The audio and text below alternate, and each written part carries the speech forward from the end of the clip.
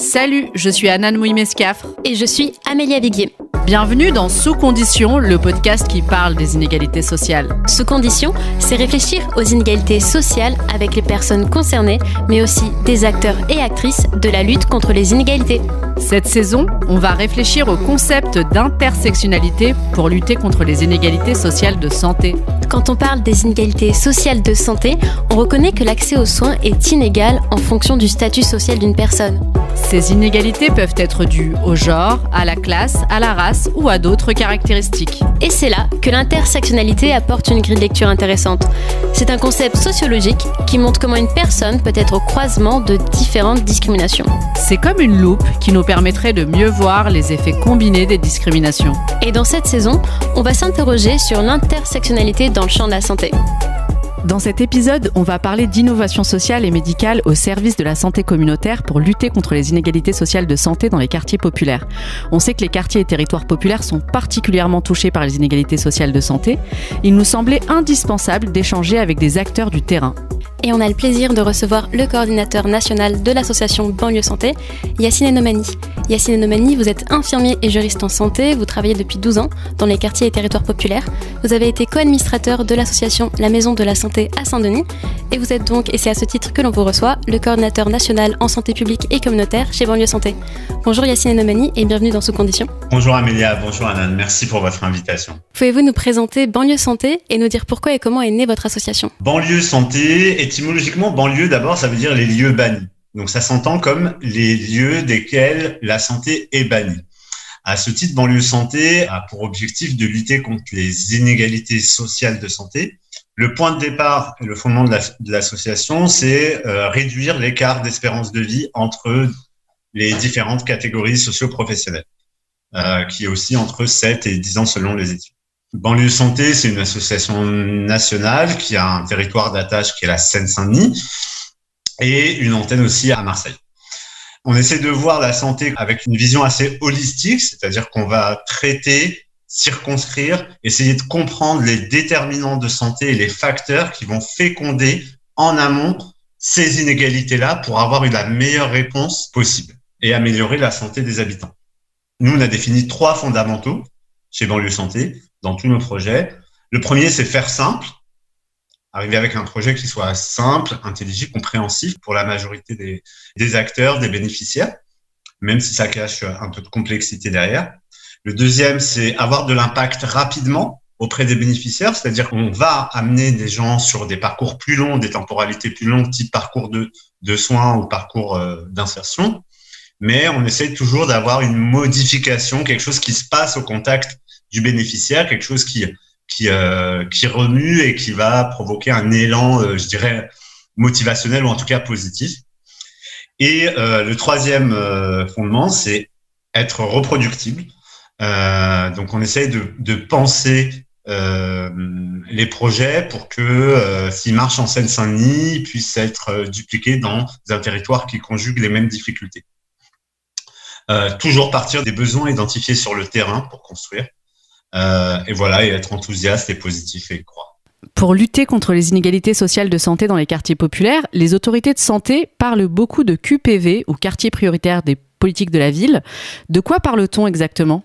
On entend par QPV, quartier prioritaire de la ville, des territoires qui sont identifiés par des indicateurs d'inégalité qui sont plus marqués qu'ailleurs.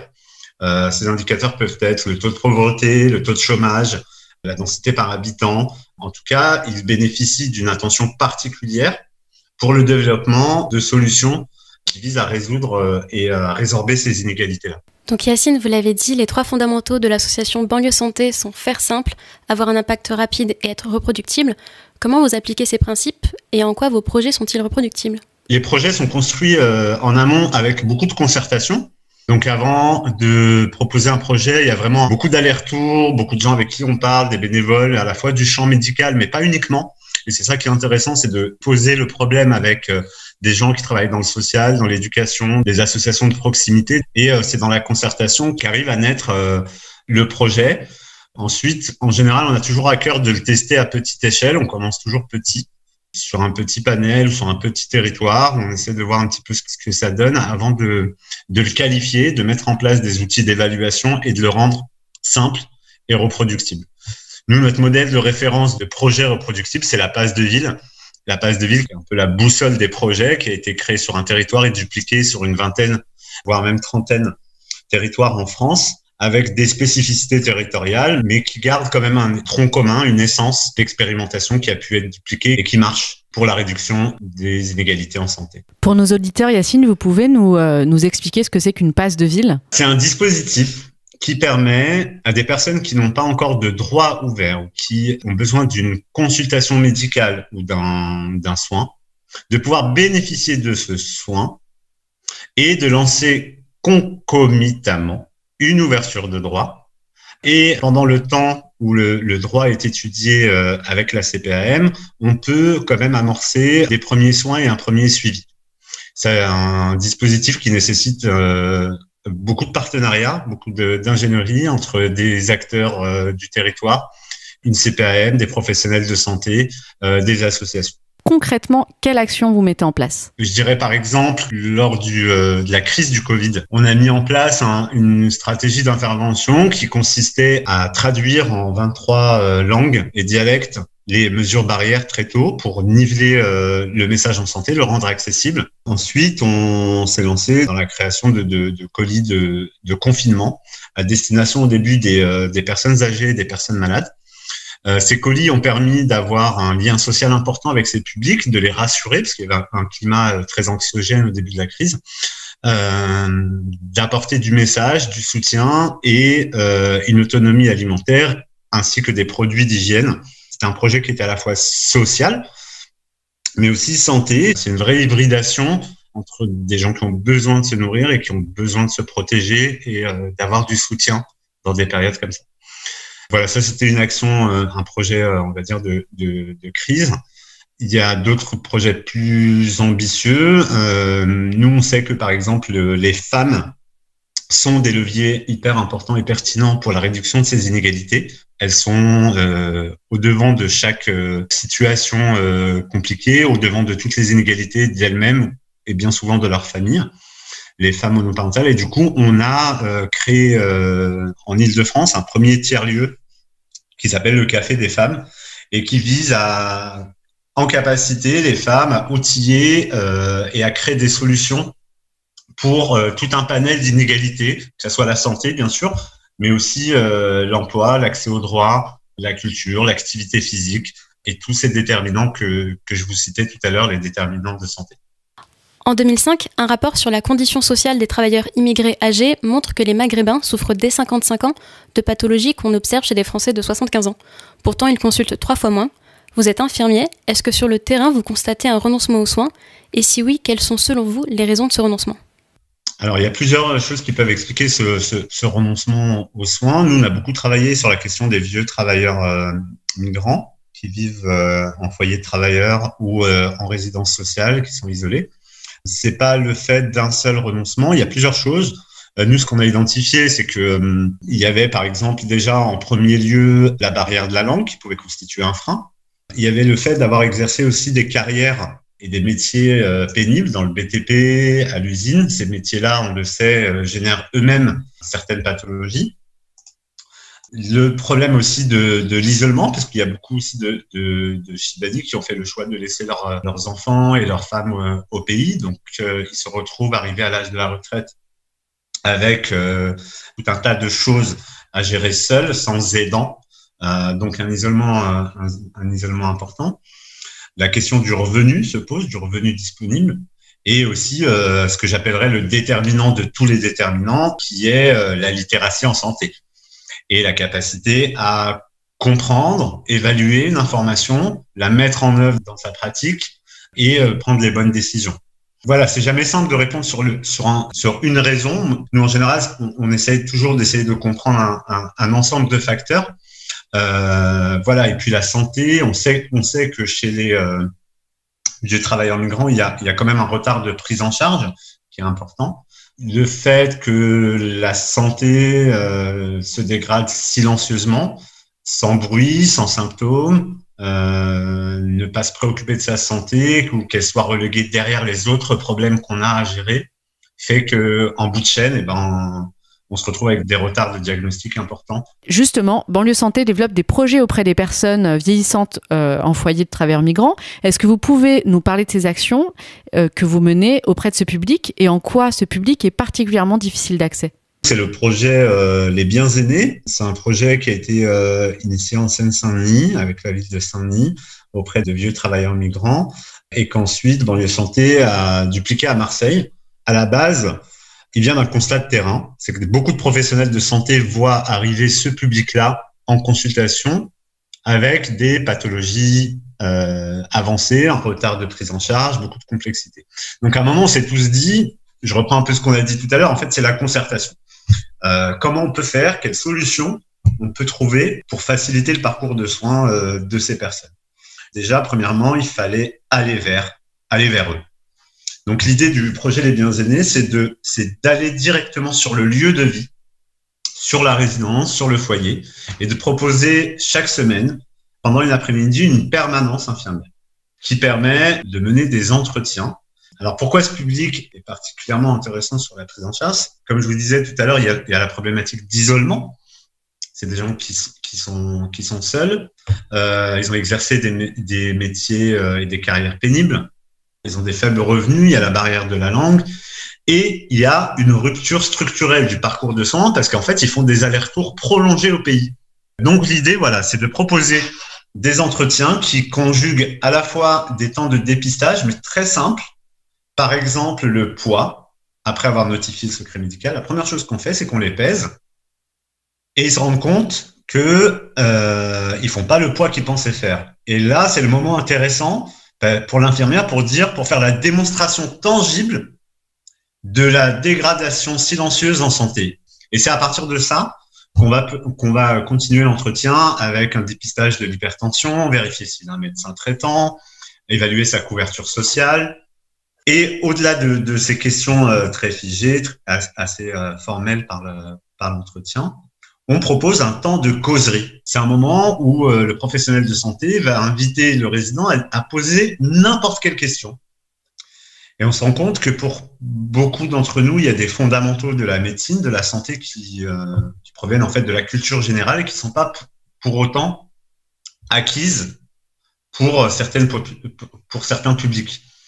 Et c'est l'occasion d'expliquer, de transmettre et de baliser derrière le parcours de santé. On a recruté une médiatrice en santé qui, au-delà des temps de permanence, va accompagner les résidents dans leurs rendez-vous, dans leur prise en charge médicale et qui va faciliter et tisser le lien avec le parcours de santé. On a parlé du renoncement aux soins chez les travailleurs immigrés âgés.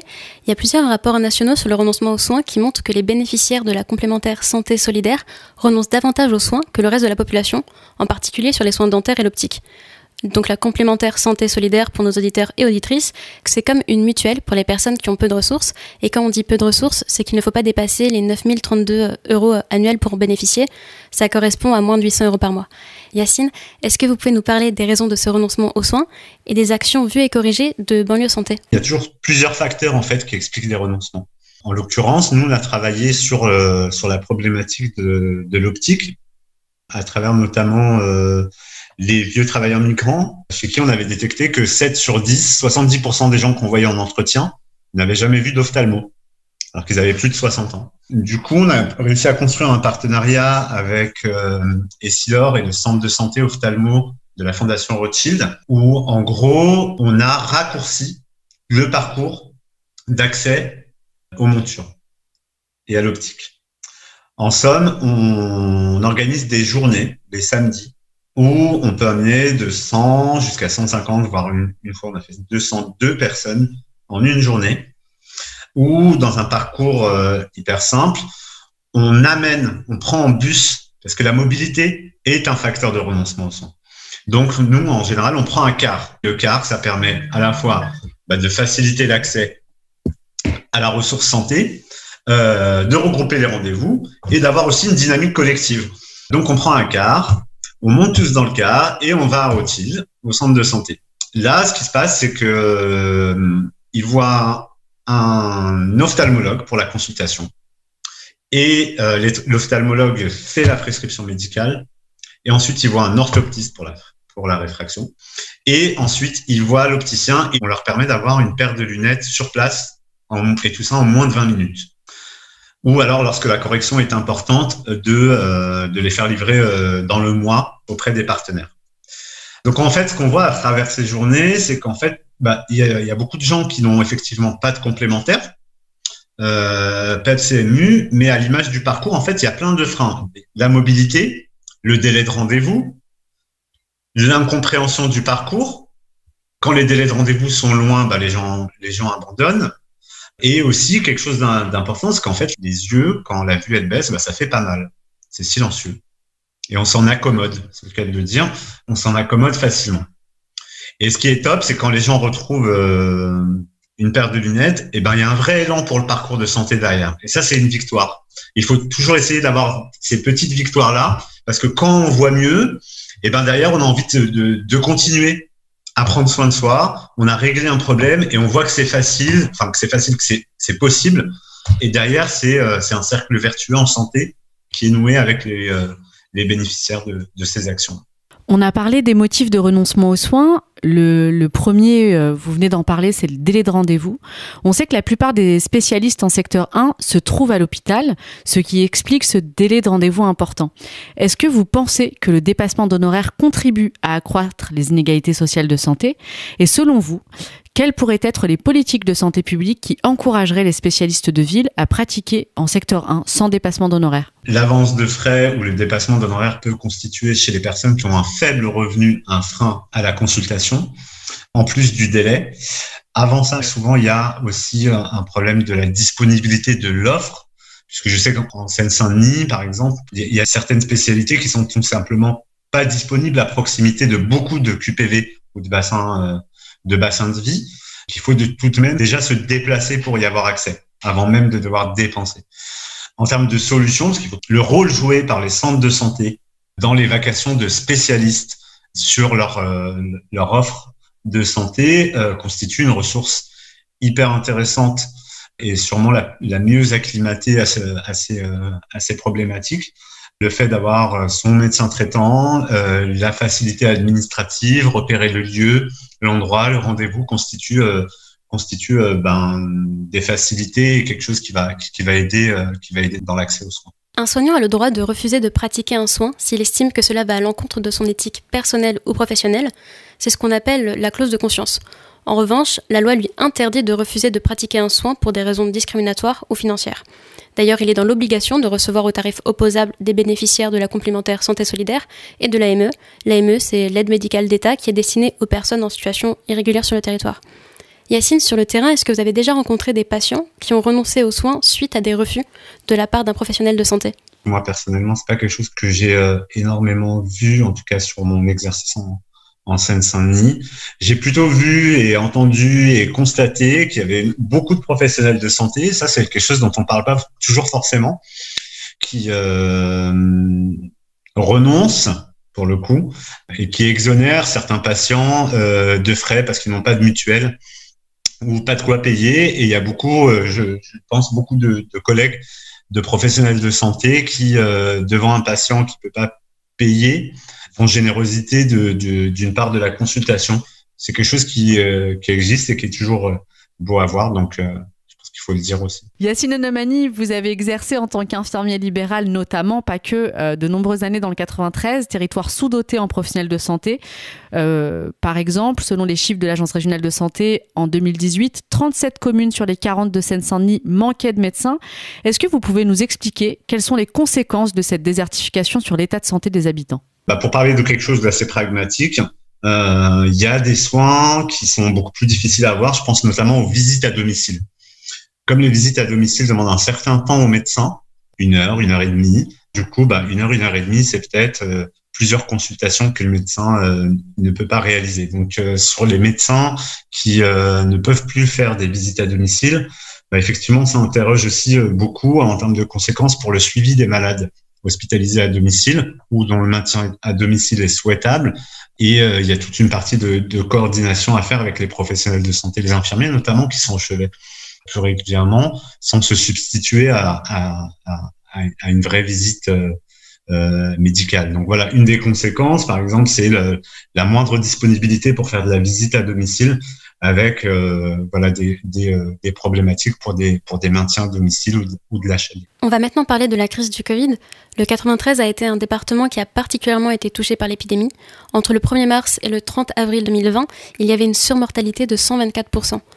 Est-ce que vous pouvez nous expliquer quelles sont selon vous les raisons pour lesquelles le département a été particulièrement impacté et comment Banlieue Santé s'est mobilisé pour accompagner les habitants ? Nous, on savait on pressentait en tout cas que la crise allait être difficile sur ces territoires-là. Du fait qu'on savait que l'offre de soins n'était pas forcément déjà assez étoffée pour supporter une crise sanitaire, que les questions de compréhension de la santé, du message de santé publique pouvaient être un frein à l'adoption d'un meilleur comportement face à la crise. Il y a aussi le fait que beaucoup de personnes ne pouvaient pas se confiner, qu'ils occupaient un emploi qui nécessitait une mobilité, ils ne pouvaient pas se mettre en télétravail, donc il y a une part importante de déplacement et du coup de risque de contamination qui est inhérente au maintien du travail.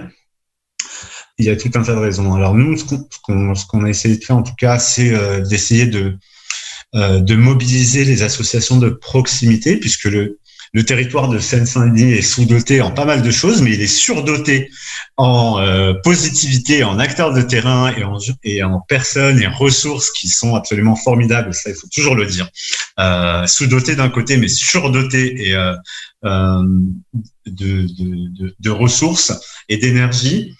Ces énergies, elles étaient là.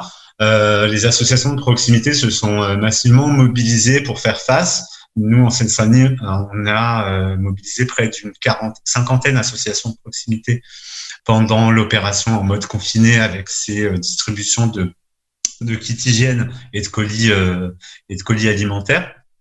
Et à la suite de cette opération, nous, en juillet-août, on a proposé une opération avec le département de Seine-Saint-Denis, où on a coordonné une tournée avec une tente santé qui proposait des causeries santé. Une très belle tente du désert qui contrastait un petit peu parfois avec le Barnum blanc, quelque chose de chaleureux à l'image de ce département. Et on a posé cette tente sur 10 territoires, 10 quartiers qui étaient fortement impactés par le Covid. On a mobilisé les associations qui nous ont accueillis et chaleureusement accueillis sur leur territoire. Elles ont mobilisé les personnes, les habitants. On a proposé d'échanger, de parler, à bâton rompu, avec, encore une fois, entre les habitants et les professionnels de santé, de proposer des séquences simples où on peut juste discuter santé, poser les questions qu'on n'a pas comprises, en dehors du cadre d'une consultation médicale. On a pu rencontrer 1500 personnes sur ces 10 dates. Voilà, moi, j'en garde un souvenir très particulier puisqu'il s'est passé beaucoup de choses sur la tente. On a beaucoup conversé. On a vu aussi que les associations de proximité étaient très preneuses du sujet santé. Et c'est ça qui est intéressant. Et en fait, la santé sur ces quartiers-là est très, elle est pacificatrice. Elle est source de cohésion. Ce qui est aussi très intéressant dans votre démarche, c'est comment une association en santé s'est mise à distribuer des colis alimentaires et des kits d'hygiène en période Covid. Quel était le besoin identifié et comment la livraison de colis alimentaires aux personnes vulnérables devient une porte d'accès vers le soin ? Eh bien, effectivement, nous, au début, notre idée était vraiment d'appuyer et de relayer au plus près le message de santé publique nationale, confinez-vous. Sauf qu'on savait que pour se confiner, il faut avoir à manger et il faut avoir du relais à proximité. On a imaginé toutes ces personnes âgées qui avaient peur. Et du coup, on a mobilisé cette action qui a été à la fois santé et sociale et qui a permis, on imagine tous les porte-à-porte qu'il y a eu derrière. Et voilà, il y a tout un tas de choses qui se passent à partir du moment où on arrive à créer le contact, à créer la connexion. Il y a plein de choses qu'on peut compter. On a réussi à compter le nombre de colis. On a même réussi à les cartographier, à dresser un profil de bénéficiaires. Mais il y a plein de choses qu'on ne peut pas compter. Il y a quelque chose de l'ordre de l'émanation, de la solidarité, de quelque chose qui se met en marche. Et en fait, derrière, il y a tout un cercle vertueux de solidarité et du coup, par ricochet en santé qui qui se créent sur ces territoires. Sur la deuxième vague du Covid, en novembre-décembre, on a souhaité distribuer des kits d'hygiène, donc des masques, du gel hydroalcoolique, mais aussi des produits d'hygiène courante, avec des flyers sur les gestes barrières. Et on a remobilisé ces associations-là, qui étaient toujours au rendez-vous, malgré l'épuisement, malgré une année difficile, il faut le dire. Et on a proposé en partenariat avec le HESP, l'École de santé publique, un module en e-learning pour être ambassadeur de prévention Covid. Et on a demandé aux responsables associatifs, à leurs bénévoles, de passer cette petite formation sur leurs écrans, leurs tablettes, leurs PC.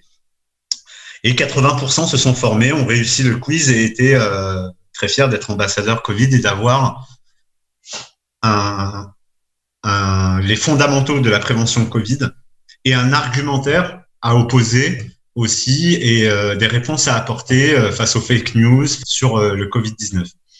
Donc voilà, en somme, comment une distribution d'aide alimentaire a pu aussi préfigurer une stratégie de démocratisation de la santé avec une mobilisation d'acteurs de proximité qui sont pas santé, mais qui sont en tout cas associés à des professionnels de santé ou un contenu santé capable de résoudre cette inéquation entre public en angle mort et nécessité de porter le message en santé. C'était quoi le profil de ces personnes ? Au total, en Île-de-France, on a touché 40% de familles en situation de précarité, 20% de personnes âgées, 10% de gens perçus ou déclarés comme malades, mais aussi des SDF, des camps bidonvilles, des étudiants et des femmes en situation confrontées à des situations de prostitution. Voilà un petit peu sur les profils des bénéficiaires, sachant que les choses ont bougé. Là, c'est le bilan final, ce que je vous lis. Au début, on avait essentiellement des personnes âgées et des personnes malades.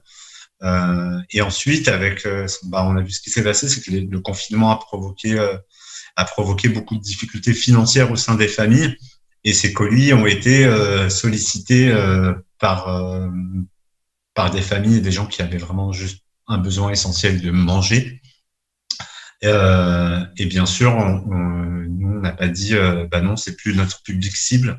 Et on a continué, bien sûr, à honorer la demande avec tous ces partenaires. Durant la crise du Covid, vous avez également mis en place l'application France du Cœur, qui est toujours disponible et on mettra un lien pour nos auditeurs et nos auditrices. Est-ce que vous pouvez nous en parler et comment la technologie permet aux associations d'innover dans le champ de la santé ? Pour cette opération, on a pu créer cette appli. C'est une appli de nouvelle génération qui a pas besoin d'être téléchargée, donc elle peut être transmise par SMS, par WhatsApp, par mail, donc assez facilement transmise. Et elle permet à une association de proximité de se conventionner en ligne, de dire j'ai besoin d'être aidé, je veux répliquer l'opération localement. Dans ce cas-là, elle signe une convention sur l'inconditionnalité des bénéficiaires, un engagement sur la charte commune, la charte de valeurs communes, la gratuité de l'opération. Et ensuite, on a aussi les numéros et les contacts des référents et leur localisation et le profil de leurs bénéficiaires. Et du coup, ça nous a permis de coordonner cette opération, parce qu'au début, comme je vous ai dit, on a commencé doucement avec 7 associations, puis c'est monté à 20, 30, 50, et aujourd'hui, là, entre les 2 opérations du premier et du second confinement, on est à 250 partenaires de proximité qui se sont mis sur l'appli en Île-de-France et à Marseille, ainsi que dans le Gard, dans une zone rurale. Donc voilà, il était important d'avoir cet outil-là qui nous a permis de faire de l'évaluation, d'avoir un regard sur ce qu'on fait et de pouvoir continuer à travailler, et c'est ce qu'on continue de faire, à cette démocratisation de la santé publique et comment on travaille avec ces acteurs pour, notamment là, les prochains sujets, ça sera manger. On va essayer de continuer cette aide alimentaire, mais on va en profiter pour essayer d'apprendre à manger mieux ensemble. Là, on rejoint notre déterminant de santé d'alimentation et de manger, si le Covid le permet, ensemble, puisqu'on a identifié beaucoup de problématiques d'isolement. Aujourd'hui, Banlieue Santé bénéficie d'une caisse de résonance médiatique importante. Est-ce que vous pensez que votre association participe à modifier les représentations sociales sur les quartiers populaires, représentations sociales qui, selon nous, accroissent les inégalités sociales de santé ? Alors, notre association participe surtout à réduire les inégalités sociales de santé. Et effectivement, le bénéfice secondaire peut-être que vous percevez, c'est que voilà, il y a énormément de positifs autour de ça. Mais ça, je pense pas que c'est l'association qui le fait. C'est peut-être plutôt la santé en elle-même, comme je le disais tout à l'heure, qui est un fort vecteur de cohésion et qui fédère. Et après, peut-être que le fait d'être positif, d'être enthousiaste, de se dire que cet objectif, il est de réduction des inégalités de santé, il est atteignable. Et nous, on pense qu'il est atteignable parce qu'on a un bon système de protection sociale. On a des bons professionnels de santé. Donc, il n'y a pas de raison qu'on n'y arrive pas et on a beaucoup d'espoir. Et peut-être que cet espoir et cet élan positif se contaminent plus vite que le Covid. Yacine, pour clôturer l'entretien, on va vous poser la question rituelle. Selon vous, que faut-il faire pour réduire les inégalités sociales de santé aujourd'hui ? C'est pas évident, il y a beaucoup de problèmes, il y a beaucoup de souffrances derrière ces inégalités qu'on proclame. Et à ça, il faut répondre avec, à mon sens, beaucoup d'espoir et de bienveillance. Il y a aussi une nécessité de travailler beaucoup en partenariat. Yacine Nomani, merci d'avoir participé à ce podcast. On tient également à remercier l'équipe talentueuse qui nous a permis de réaliser ce podcast. Virginie Fossé, Jennifer Sefia, François Bonnet, Clément Escafre et toutes les personnes qui nous ont aidés. C'était Sous Condition, le podcast qui parle des inégalités sociales, parce qu'en parler, c'est reconnaître qu'elles existent et c'est tendre vers plus de justice sociale. N'hésitez pas à réagir et à nous suivre et à nous poser des questions sur l'Instagram et le Facebook de Sous Condition. On vous donne rendez-vous dans 2 semaines pour parler de la santé des femmes avec le docteur Esther Bach. D'ici là, prenez soin de vous et des autres. Salut. Salut.